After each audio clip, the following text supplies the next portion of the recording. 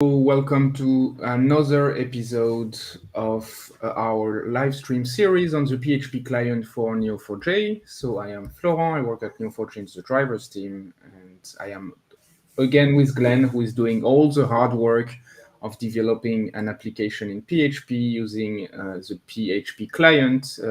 He's been maintaining for, he's created and been maintaining for a long while. So before we dive into that, I just want to remind you, and so let me share my screen for that we have, big event coming in a month called Graph Connect. So Graph Connect is a yearly, very Neo4j focused conference. Lots of very interesting topics. I already had a sneak peek at a selected set of talks, workshops, etc. Lots of topics, very interesting. So it's been a while, due to the pandemic that we had, an in-person event. So if you can make it to Austin, Texas in June, please book your ticket. We'll be glad to have you, be glad to see you and discuss. And so before, just a quick reminder, if it's the first time you join the series, we are trying to develop an application based on the real-world IO spec. So real-world IO is basically a medium.com clone. Medium.com is a blogging platform. And the nice thing about it is this project basically includes many different kind of implementation, both for the backend and the front end. And the magic glue is just the API spec. You've got many different endpoints to handle authentication, things like posting a blog post, things like commenting a blog post, etc., etc. And what we are trying to do here, I mean, when I say we, I'm very generous. It's actually Glenn. Glenn, again, is doing the work. I'm just watching. We are trying to build a backend in PHP with a PHP client talking to a Neo4j database. So that's what we've started in the first episode, and we will have continued to do so ever since. And without further ado, I will let Glenn take over. Thank you, everyone. And of course, ask any questions anytime. I will monitor those. Or just say hi. Hello. So yeah, I think if my screen share will be on, then I can start. Perfect. Okay. So yeah, as Florent already said, so we're still working on the real world example. Last time we were working on basically a big refactor. So I did a few endpoints to get started to show how you can clean up a lot of the chaotic code that we started with in the beginning. And then, of course, it started to become boring. So I didn't want to do that for 4 more episodes. So I finished it behind the scenes. So we can start by going over a little bit an overview of how I did the refactor. And then afterwards, I have a few to-dos that I set up. I believe there were 2 more endpoints that I just completely forgot about or that need to be a little bit changed before it can work. And then we will do the validation layer and the authorization layer a little bit in Laravel. And then I think the hour will already be done. And then we'll probably have a final episode afterwards where we will integrate Neo Eloquent, which is the library that we are reworking at the moment. Because you'll notice that right now we don't use Laravel models, which is one of the major features. But one of the issues with Laravel models is that it's built on top of the assumption that it's an SQL database. And of course, Neo4j is a lot more powerful than that. So it doesn't really play nicely. It doesn't have SQL. It has SQL. It has Cypher, sorry. So that rework is almost done. And then we can make this one kind of the pilot project to see how it works. It might be another episode after that if it's too big to do the migration in one episode. And we will also connect the front end then. So then we will have a fully working application. And yeah, I hope to get there soon because it's coming along quite nicely at the moment. So basically, the pattern that we are doing now, even though it's an API, is kind of the model view controller one. And on top of that, we will also use a repository. So right now, the models are just empty data bags. We're not using Laravel models, so don't confuse it. So as you can see, I just defined all the items that are in an article, all the items that are in a comment, stuff like that. So it's all it's been using the latest features in PHP 8.1. So instead of having to define the private variables here, posting a getter, we now can do a public read only. So that makes it really handy for having a lot less code. So this is basically a list of all the models. Then we have the repositories, and the repositories is where all the complex queries are. So I try to define it that everything that returns a certain type of model is all in the same repository. So if you want to know how many articles are in a certain query, it's on here. If you want to list all the articles, if you want to find an article, create an article, stuff like that. In my opinion, it's really self-explanatory. Of course, what I should be doing is adding some comments, but I didn't have the time to do that yet. Probably when the project is completely finished, I'll do that as well to have a really pristine repository. But since it's all a work in progress still, and I'm basically programming alone, I will do the documentation in the end. I will finalize it. So this one is the comment repository, and you have a comment operation and comment operation, and you can get the comments on an article. So there is a lot of stuff like that. There are some liberties that I took in the repository because some of the requests demand demand, for example, to request multiple comments at the same time. I believe if you're going to the user repository, this is the biggest one. For example, if you are requesting a list of all the authors on comments, it wouldn't be interesting to have to request the author of a comment one by one, because an article can have multiple comments at once. So that would be really heavy on I/O. So instead, we are using a cipher like this. So we are requesting all the comments with a given ID, and then we just collect it nicely, pair it in a map that has the ID as a key, and then the user as the user model or data bag as its value. So yeah, here is a nice feature of PHP. So right now we can have first-class callable supports. I believe that in the previous version, if you wanted to do that, we had to do something like this. We had to call closure, do some really weird stuff with the with array notation. So this is something that doesn't really convey what we're trying to do. What we're doing here is we are passing the map function. So yeah. Also, this is working directly with the client. So it returns, for example, a result set will be an iterable list with a lot of helper methods. So instead of doing a for each, there are already a lot of like basic methods on there. For example, we can get as date, stuff like that, but there is also stuff like map each, plug is in there. Like all these basic collection operations are implemented in the result set, and they are all in the newer versions. They are also all lazily evaluated. So that means they will only be fetched from the database once you request them.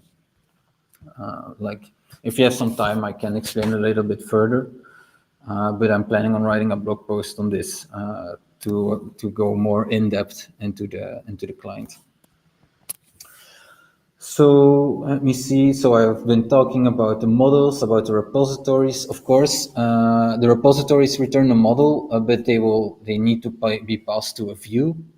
For that, we're having presenters because it's an JSON API. We're not working with like blade templates or stuff like that. We will just be presenting it as an array and then parsing it as JSON.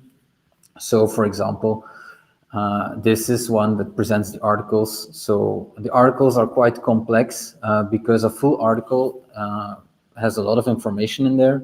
It doesn't just request everything that is in an article, but also tags the author, if you favorited it, and the count of the favorites. So this is becoming a little bit more complex. And I think next live stream, it'll be very interesting to check the what's it called, to do it with models, because then we can preload the relationships, and I think it will reduce a lot of the code that is in here. But of course, it won't be a clean separation of concerns, which is kind of the trade-off that happens with Laravel all the time. It's very model focused. So this is an overview of the presenters. Like, for example, the code becomes quite chaotic here. We are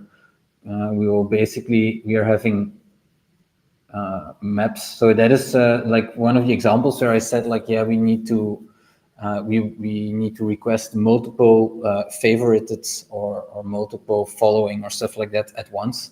That's because the endpoints demand, for example, 20 or 100 articles to be requested at once. And we don't want another 100. We don't want to add 100 IO requests on top of that to request whether or not you favorited them. So what we did instead was we created a map with a string key, which would be the slug of the article, and then a bool, for example, to see whether or not you favorited it. So if we're going to take a look here, yeah, so we are now in the controller. Maybe this one, the article controller, is probably a bit much to get started. So let's start with something easier. Looks like I forgot to wire the tags repository. Let's look at the favorites.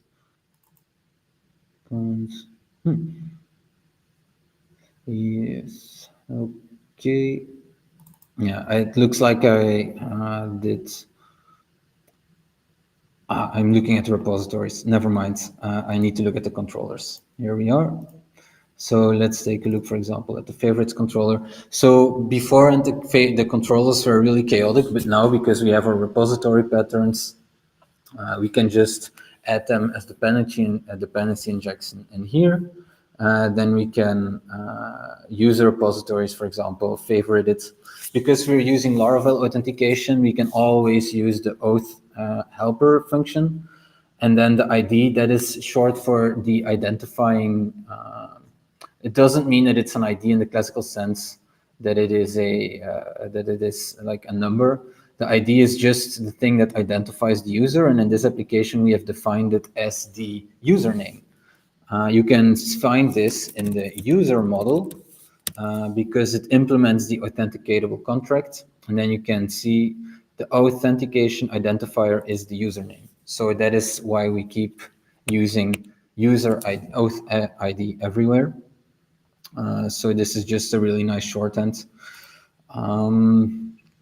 So yeah, this is like a favoriting and favoriting because there is a nice merge pattern in Cypher. We don't really need to do a first check to know whether or not somebody has favorited it. We can just merge it together all at once. So I think that is like yeah, that is like the what's going on here. And then, like, to be honest, a little bit the thorn in my eye is right now is the article controller. From an academic perspective, it's really like chaotic in here because it requests a lot of information at once. For example, if you want to list the articles, we need to request all the articles. We need to get a count of the articles that are in there. We need to do it separately to be clean and to have a clean answer. Here we need to request the text separately, the author separately, favorites, stuff like that. And then we need to present it, and we need to pass all these variables in there, and the presenter will then wire it to like a clean response. To get it to look at the comparison here, if you take a look in the articles, you will see that the response is quite big. So it returns not just what's in an article, but also text, author, stuff like that. And yeah, it'll be interesting to do this with models to see how it changes if it's going. Because to be honest, I myself am quite curious to see if it's actually cleaner like that. I think it will be, but there is only one way to find out.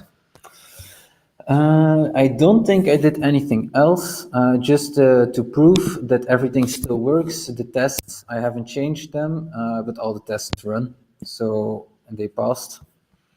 That is quite good. And then let's look if the view. I believe there is a to-do list. Yeah, I don't have a shortcut in here. So let me also check the time. Okay, 15 minutes. That's great. We're right on schedule. So this is a list of the to-dos. There is a one that is about authorization. Right now we don't have any protection, so users can change each other's articles or comments or delete it and stuff like that. So we need to protect against that. And then we didn't implement the list articles fully. The validation needs to be done, and then we forgot to implement the tag feed and the normal feed. So I think the first one we will get started on will be the list articles right here. Because as you can see, the API demands that you can filter it by tag, by author, whether or not you favorited it, a limit and an offset. And this is, like, in my opinion, one of the parts where a query builder would be really handy. Because right now we are just using text. And I haven't thought about it yet still. So I think it'll be, yeah, it'll just be interesting because we might need to have like we will have a combinatorial explosion, so to say. The easiest ones will be limit and offset. They will be, to be honest, really nice, really simple, because all we need to do is have skip, offset, limit, limit, and we can then pass it as variables. Let's use compact, so limit and offset. Yeah, of course, the default will be 20 and 0, but we made the offset here nullable. And let's make this one nullable then as well. Skip and limit cannot be null in Cypher, so you will have to protect it here as well. So you can do it once again here, offset. So we use a null coalescing. So that'll be these two. Then the more complex ones will be filtering by tag, by author, favorited. Yeah, so I think, to be honest, we will have a combinatorial explosion because there will be there are three different flags that might be turned on or off. The tag can be turned on, the author can be turned on, or the favorite one, and then the combination as well. If we were to have a query builder, it would be a lot more simple, but that's not the case right now. So this will be really nice to check how it'll change by the next live stream. So let's just check how we would build the query. This case is if tag equals null.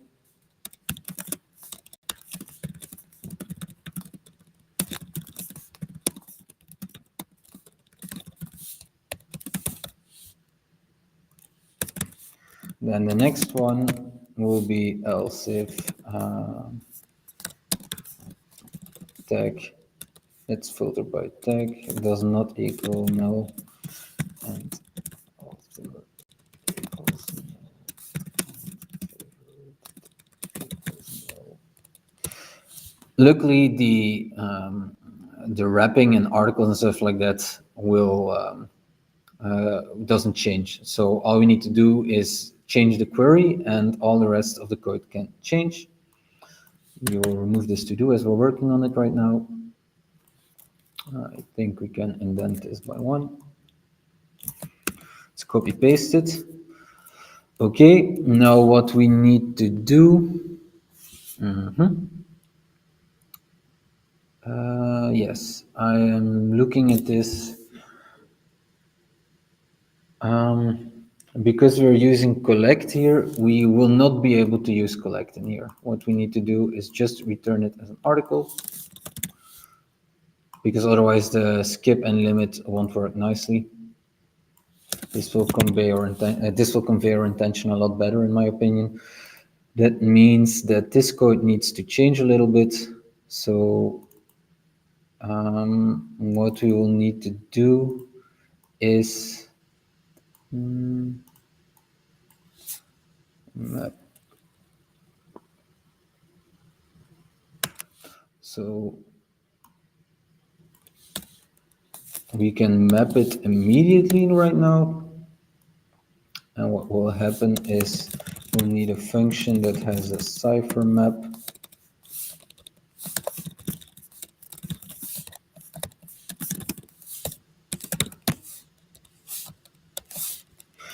And then what we will need to do is map get as node. That'll be the article. And then of course, create article from node. You need to call that. So return this create article from node map. Yeah, so that should work. Let's take a look here. So now we will add the tag. So we match an article that has a tag as well. Is it tagged? I think so.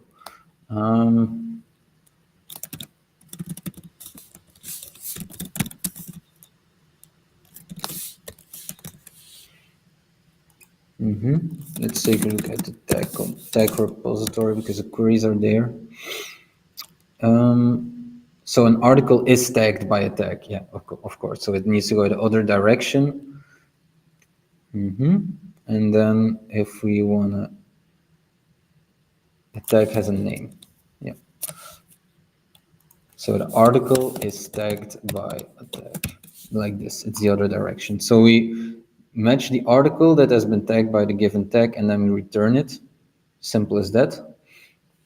And then, of course, we might be able to do something fancy with strings, but I think for now this is a lot more interesting. Maybe, let me take a look at the time. Yeah, we can work a few minutes longer on this, but I think I'll have to do a lot more behind the scenes. Let's add the article now as well, the author as well. So let's make it, we have an author, user.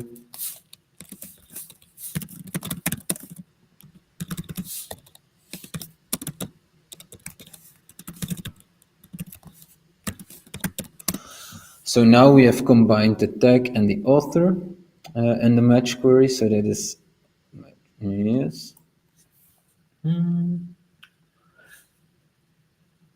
Yeah, I think we can kind of be our own query builder if we want to be really fancy. What we can do instead is have a match clause and just start by doing it like this. Match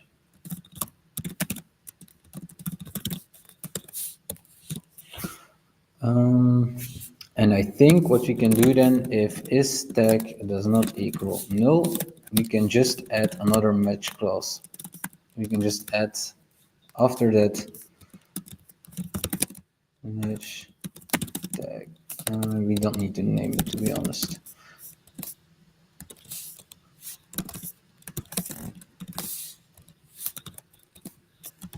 This makes debugging a little bit more difficult.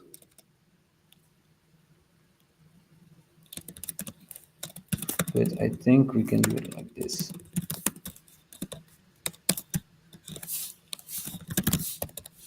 Yeah. And now we don't have this combinatorial explosion. We can just keep attaching. Yeah, and then of course we can do the same for author. If author does not equal nil, what we can do here is add it like this. Um,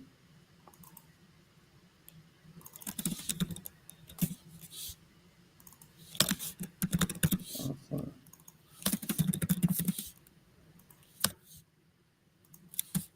Yeah, and of course this is like really handy, and this is one of the features where a graph-based database, of course, is really handy, because if you would have different tables, that would have been 3 joins. If the author, the tag, and the favorite, it had to be included at once, and now it can be here. Yeah, this one is a little bit special because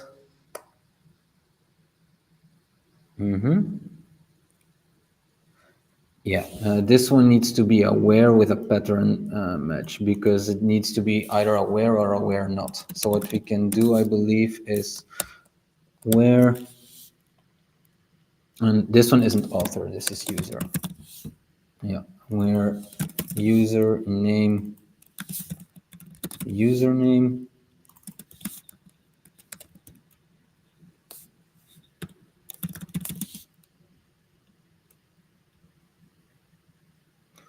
this is wrong. No, it's not really that important. And then instead of not equal nil, if favorited equals true.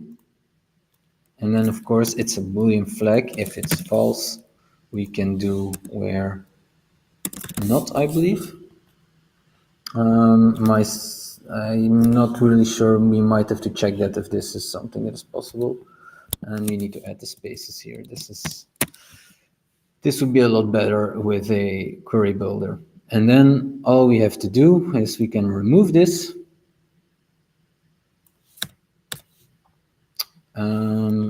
This part as well. Now it's flattened out again. And then we have match clause. And what we can do is use the here doc, and then we need to escape these like that. Yeah. And then we need to limit offset author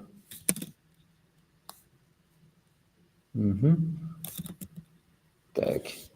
And I think we won't be able to use compact anymore because we will need to use anyway.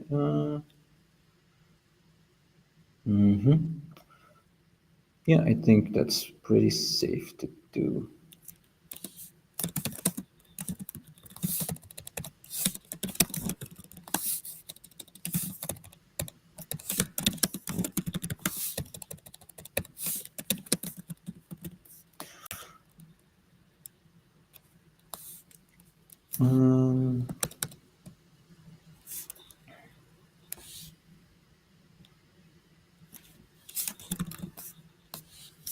And then username needs to be added, and the username is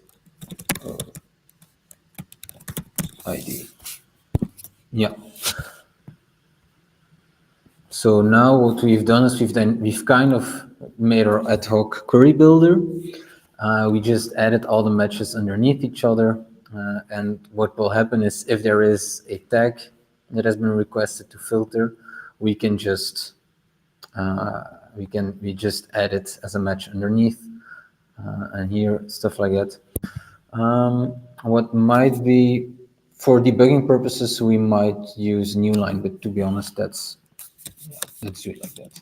PHP UL. I think this will be a little bit more clean. If there will be a query error, it will be pretty. It will be a lot more readable if we do it like this, because right now it'll be formatted a little bit more logical. Yes. So yeah, I think this is great. All we have to do now is wire it, because I don't think, see, we don't use it here. So list articles.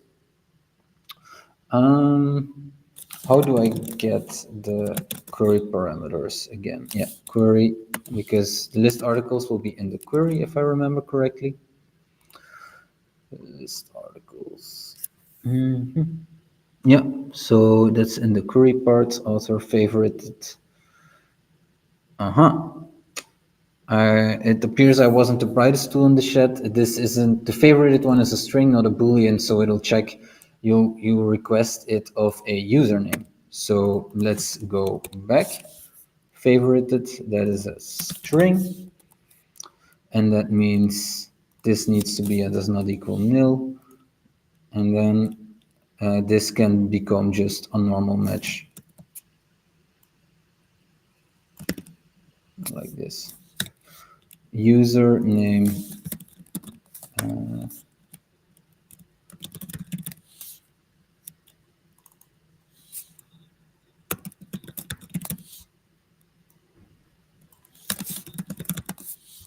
Yes, I think.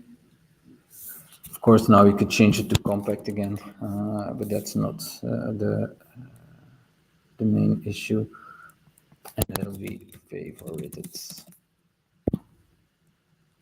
Yes, and that looks decent. Doesn't equal null. There we go. And then all we have to do is just pass the necessary variables. So string tag author favorite. Yeah. Mm,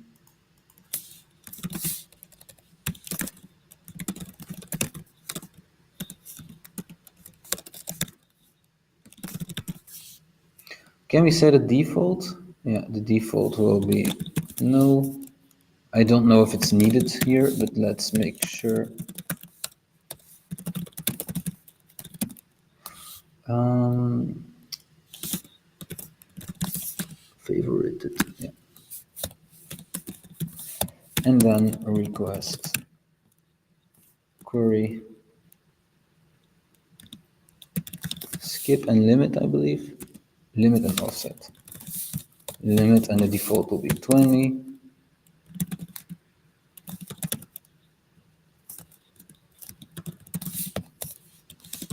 Default will be 0. And I think we need to be safe and pass it to an int, because since it's in the request variable, it'll be a numeric string. Yeah. And then maybe to convey our intention even better, we can do it as a numeric string here as well. And then let's format this a little bit better so it stays readable. There we go. Let's take another look at the time. 17:33. Okay. I think that means it. This we'll have to leave it at that.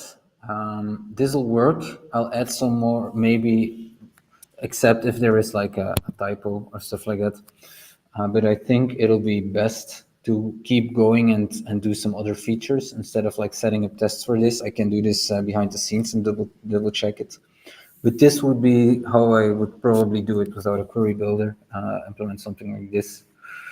And that means that we need to go over the other endpoints, but I think that'll be something I'll do behind the scenes as well, because it's more of the same, really. It's about the feed. So if we're going to take a look, the articles feeds, it's just getting the articles from the users you follow.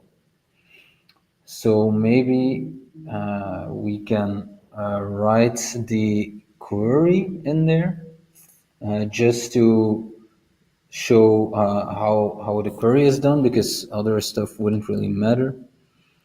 How you, yeah, so about the users you follow. Yeah. No, what is maybe even a little bit more important is this authentication is required, because I didn't go over that in the overview in the beginning. So if we go to the routing definition, this is in routes API.php, everything that has a lock in this symbol means you need to be authenticated. And Laravel has a really simple way of doing that, because we are using the default authorization, or we are extending the authorization capabilities of Laravel so it understands whether or not a user is logged in. This means this is one of the reasons we can do this, of course, auth ID. But it also means we can use stuff like middleware auth. All the routes that needs authentication just have this attached to it. So I think that was really interesting to add. And then, of course, I think it'll be best to do a little bit of validation. Of course, as always, there is functionality built into the models to do validation but since we're not using Laravel models, we cannot use this. But it also uses, you can also use methods in the request, which is, to be honest, also very interesting. Because right now, we always assume that the data that is provided is correct. This is, of course, not safe. So if we are going to take a look in the documentation, I've opened it here already. Well, it's already in a quick start. So when we write the validation logic, in my opinion, this is one of the things that is Laravel. This is one of the major strengths of Laravel. This really conveys what it's trying to do if you look at the codes. It's just a key value pair. It's going to look inside of the request and it's going to check whether or not the title is in there because it's required. It'll test whether or not it is unique. This is something we cannot do because we're not using models, but we can hopefully do that later. And of course, it can be maximum 255 characters long. There is no minimum defined in here. The body is just required and there are no restrictions. So this honestly makes validation a breeze, but you need to memorize the syntax. So if we are going to take a look in here, let's start with an easy one. Let's start with the users. If you want to do some validation, user controller. So if we're thinking about layers, like we would have like here, the validation layer would be just this line here, request validate. So this makes it also a breeze. We can just use this. If you're going to take a look in the documentation, what needs to be provided when a user wants to log in, user.email and user.password. So I believe there are two ways. I think we can do it like this, user and then say email required and password required for logging in. It might be that this doesn't work and then it'll be like this, email.required, user.email. This will be really interesting. And I think this is all that needs to happen because Laravel, under the hood, what it'll probably do is it'll check what type of request it is. If it's, in this case, it's a post request, so it'll probably know that it has to look inside the body.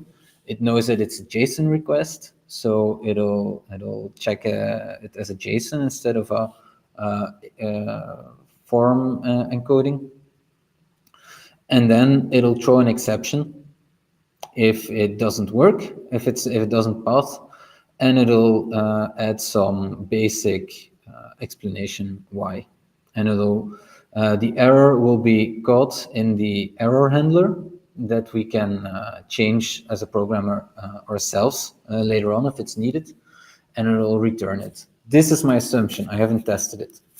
So let's just test it. Let's go to the user test. We create a user, test login, and let's add a test login invalid and remove the password one. Now we should have a status 422, I believe. 422 is again, yeah. Okay. This is also very exciting. This is live. Will it work? It received a 500 undefined array key password. Interesting. And why is that? It passed the validate. So let's take a look whether this is what is needed.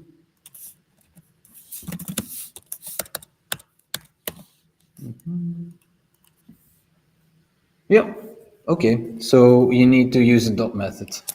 Pretty simple. So it'll work. It worked. Now the question is, of course, what type of response? What's in the body? I mean, uh, I think, yeah. Let's just put our debugger here and see what it looks like. To be honest, I would be, yeah, I'm quite interested how it formats that, because I don't think I saw that in the documentation. So there is a JSON in here, props, message. Yeah. So as you can see, it has a message in the properties that it'll automatically return for us, and then the errors, and it'll do it like this. Yeah. I believe if we're going to take a look at the documentation here, it has a possible response, like a 401 unauthorized. That also already happens with the authentication middleware that we added in the routing. And then regarding the errors, all it needs is errors body string. So that's really interesting. And with this, it is errors, and then it goes there one by one. So let's take a look at the rendering of the errors, shall we? I think that would be something really nice. Working with error messages.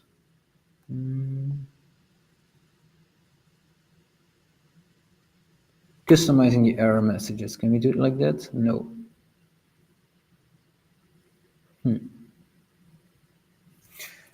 Let's take a look what is provided in here. Kernel control verified.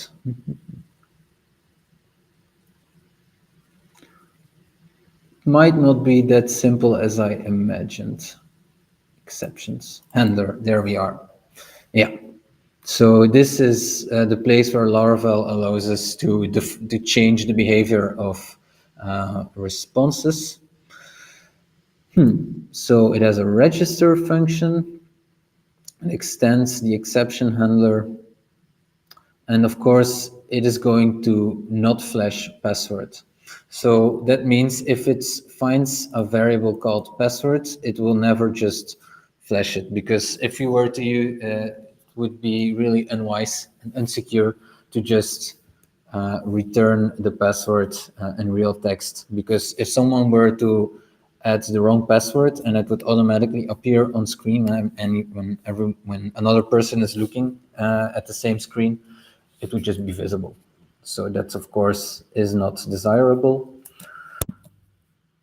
Let's take a look at the basic one. Where is there some way? Yeah. So as you can see, it has like a validation exception. That's probably what it does. Reportable, renderable. Yeah. I think this is where it's going to become a lot more difficult than expected. There is a report.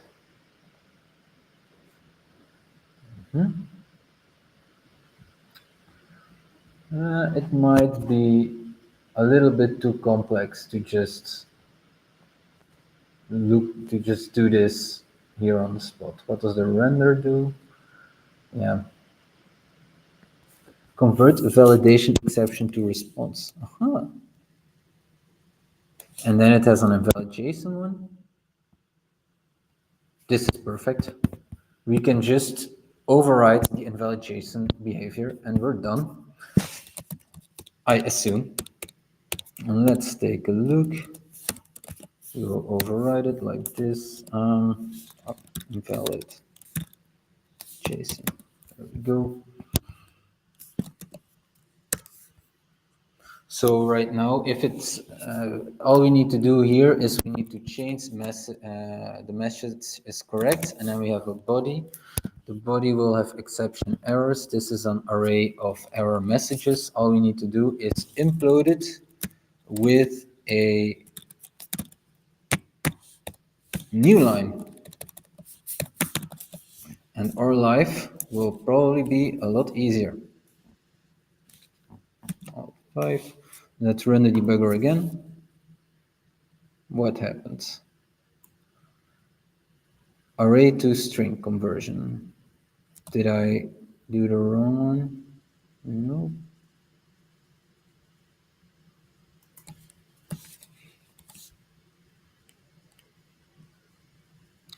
Let's take a look what the exception errors look like. Exception.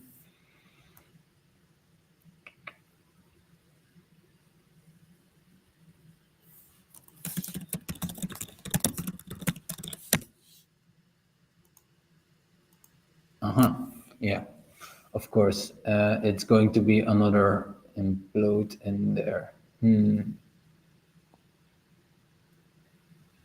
Yeah, let's do an array flatten first.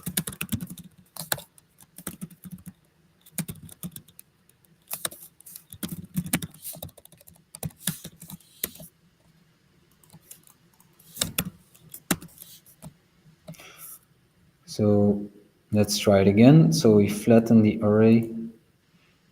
There we go. Let's go on to the next breakpoint, and that works. And now if we're going to take a look at the properties, yeah, it's in there. The password field is required. Let's also forget the email. Let's look at it again. What will happen now if there are multiple ones in there?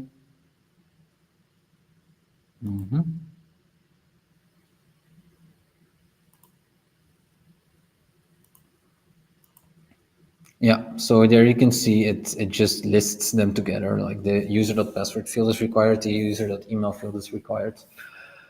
So yeah, kudos to Laravel. This makes our life pretty easy, to be fair. All we need to do now is, if we want to assert it, where, of course, with my peanut-sized brain, I've already forgotten what it looked like. So let's debug it once more.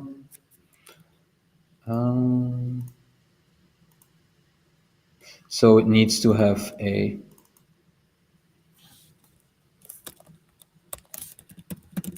and then of course what it returns is not the same. It also needs to have an errors. So it needs to be errors and body and no message.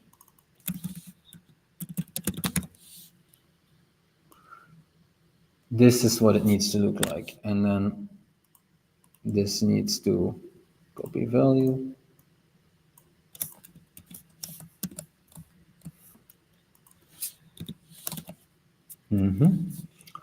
And that means we need to go back to the handler.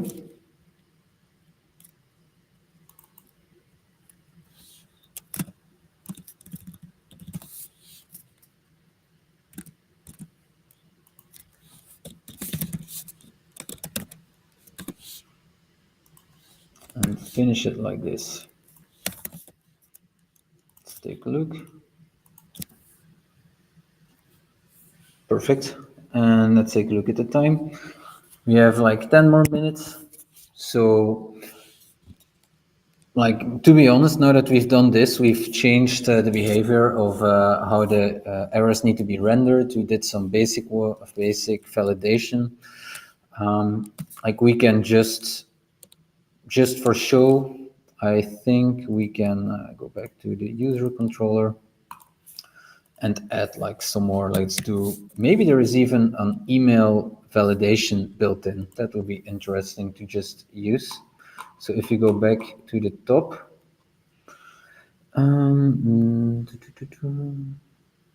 so available validation rules, is there email in here? There is. This validation uses, does it mean we need to install it? That'll be interesting. DNS check is a little bit over the top, right?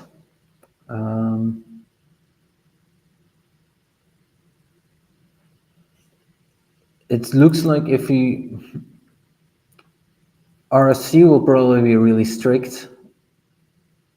Then we have even more strict than a basic RFC. The DNS check is just way too much. Spoof, filter seems like the most flexible one. So let's just use email filter. And apparently we can combine them, but that's not really necessary. And then for passwords, is there something, because I assume that the filter will also have, does there need to be a max in there? You know what? Let's use RFC. So that'll probably also have a max in there. I'm not interested in reading the entire RFC because then we will be pretty bored by the end of it. But I'm assuming, but we have in a real world scenario, we need to double check whether it also had a limit on there. And password. Is there something that checks a password? I don't, yeah, it does. Yeah, so the authenticated user's password. Yeah, this is something we cannot use because it'll probably use model functionality. So what we should do instead is just do a max 255, I believe. Can we go back? Zero max. Less or equal than the maximum value, and if it's a string, it's a size.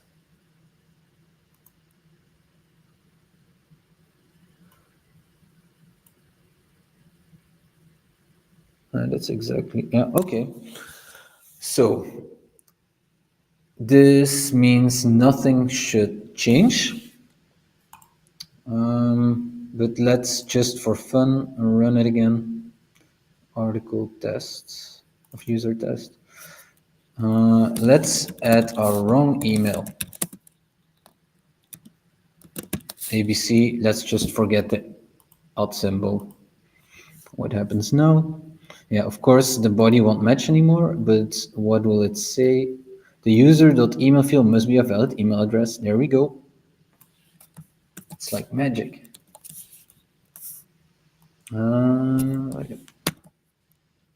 Let's run it again. Perfect. And then we will have another tiny 10 minutes to do a little bit of authorization because right now people can do really naughty stuff in our platform. They can just change each other's article, delete them, stuff like that. Like I said, this is something in Laravel that is quite heavily tied to models. We cannot use that, sadly. We can use our own basic data bag models, but of course, it won't wire automatically and stuff like that. So if we are going to take a look, we can define gates. We can just call it something and then have a function. It'll always first return the user that's logged in, because of course for authorization the user needs to be logged in. So luckily that's part of the wiring works, and then we can choose the variables that we will add later on. So for example, let's add it to our auth service provider. Let's say we will define a gate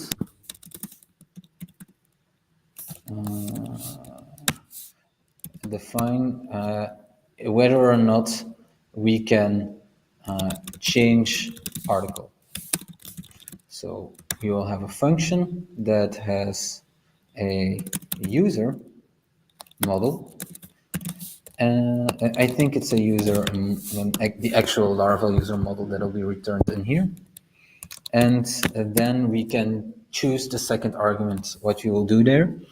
And that will be, in this case, the article.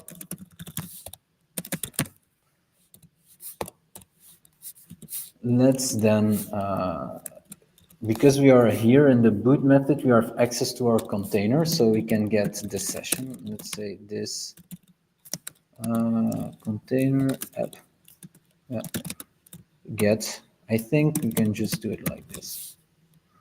We can request our basic session. Do we have code intelligence? No, we don't. Let's just add it like this. Now we do. Yeah. Let's run the query to check whether or not the user can change it. So what we can do is, let's use our here doc again. If we wanted to check this, we will match the user with username user, and then we will need to check whether or not it authored the article with the given slug. Yeah, let's just string, let's just pass the slug, just like that. There we go, and then we will return. We can basically return whatever we want because all we need to know whether or not it is empty, because if this match doesn't work, it'll be empty, and that means they aren't the owner of the article or the author of the article, and they won't be able to change it. So let's just return just the user because it's not really that all that relevant. And all we need to do is say is empty, and we return that. It should return a boolean. And of course, we need to add the user, the auth identifier in there, and the slug. So we have defined our gate, and then we need to call it in the relevant places. So let's, for example, go to our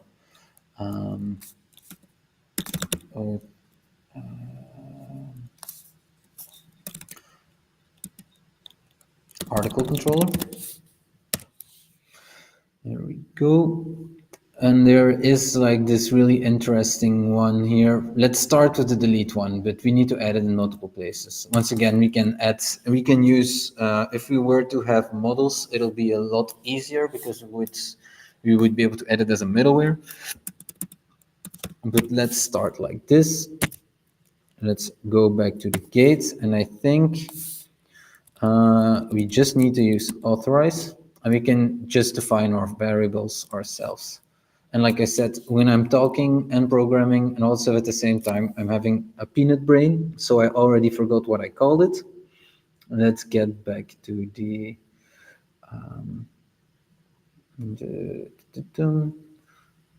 it's not open, and do the service provider. We called it change article.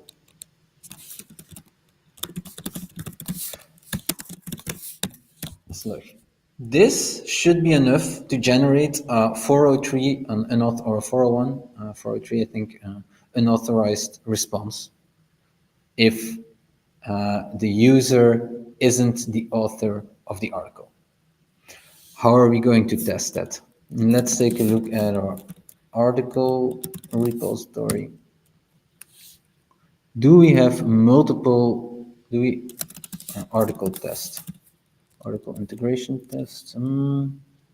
Yeah, that's the one. Do we add multiple users? No, we don't, but we will have to. So I think we can copy paste this like that. And now what we will need to do is we have a test delete, I believe. Yeah. Let's first add public function test delete and authorized. First, we need to create a new user. Let's call him Bob2. Email, bobross2@gmail.com. We will log him in as bobross2@gmail.com. And then we will have the token. We won't bind it in here. Let's do it like that. And then let's test the delete. Assert status 403 would happen here. So what we've done now is we created another user, so that means it couldn't be the author. We then request a token for it by logging in, and then we pass it, so that means we are now logged in as the other user. Of course, we don't need to use one that is bound to our test story. Yep. And then we need to assert the status as 403. And I think all you have to do now is do this one should come after test delete unauthorized, and this one can just go like that.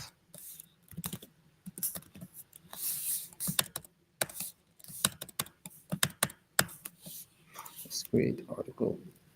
This will be really exciting. Will it work for the first try? Of course not. It's a 200. That's really interesting. And let's take a look. Does it return? Ah, yes, of course. We tested for an is empty. It is empty, so it returns true, but in that case, it needs to be false.